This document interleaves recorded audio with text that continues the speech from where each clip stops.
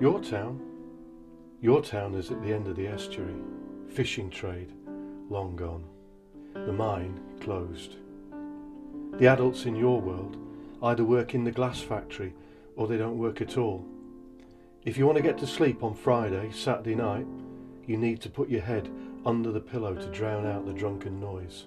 The rest of the week is quiet. Your estate is big, but it's got distinct edges.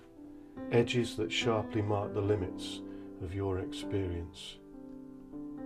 Your school is brand new, multi-million-pound project that's been built at the edge of your estate.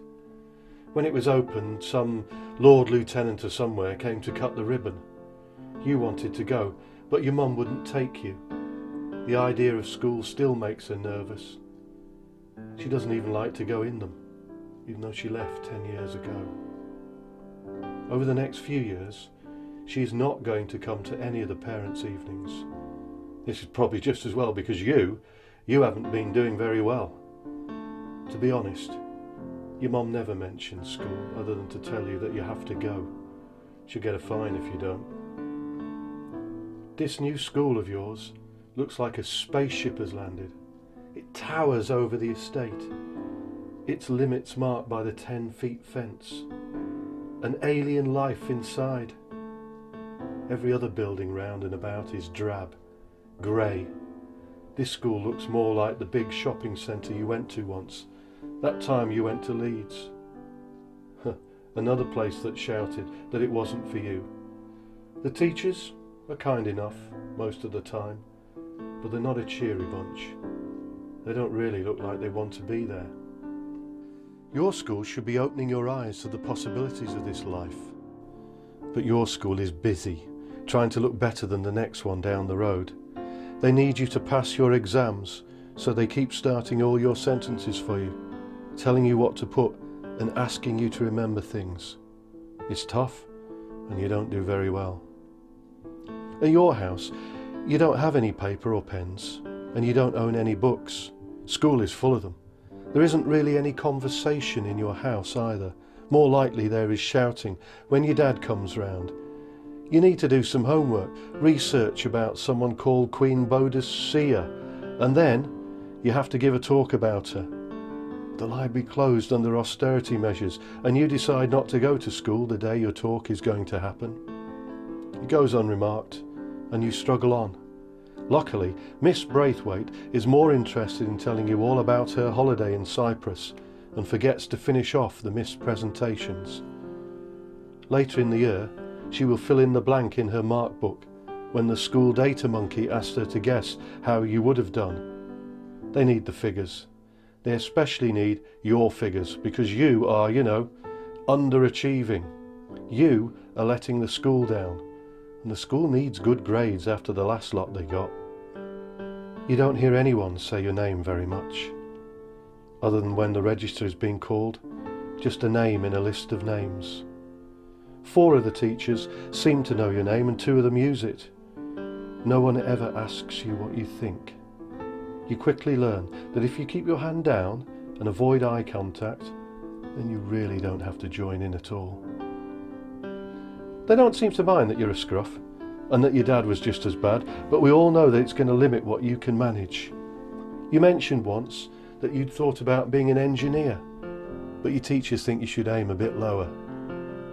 No one has ever asked you about yourself, apart from at the start of every year when the teachers ask where you went on holiday that summer.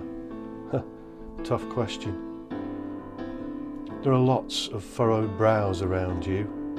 The test that you took at the end of primary school, you have failed. Most of the kids you know failed as well. Still, not a great start to big school. Turns out that you are pupil premium. You aren't sure what that is, but it's not good.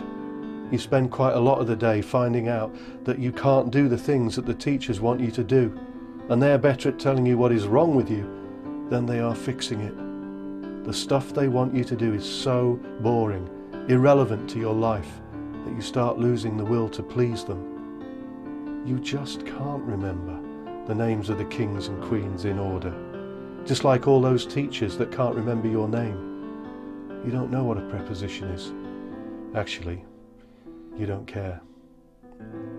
The only fresh air is outside, in the yard. And the sense that you are not clever, that the promised bright futures of the 21st century are not for you, it settles in you, stays there, except there is a moment in your story when everything could change. Mr. Waymont, your English teacher, sees your picture in the local paper. You have won a fishing competition, and there you are in the paper, holding on to a large trophy, and you have the biggest smile on your face, not one that we see too much in school. What would happen if Mr. Waymont remembered to congratulate you on your win? If he were to ask you about your interest? If he told your head of year to make a fuss of you? What if he contacted your mom to say how pleased he was to see you'd won the fishing competition? And it'd be great to chat at parents' evening next week. What if when Miss Ormsby, the art teacher, hears about your interest in fishing, she gets you drawing fish, and it turns out you're rather good at drawing? Your stuff goes on the wall, and you choose art for GCSE. What if that leads you to doing a talk about fishing, and then you're involved in setting up the fishing club after school, Wednesdays, Mr. Oswald, who loves fishing too? And with every little interest taken in you, you swell and grow.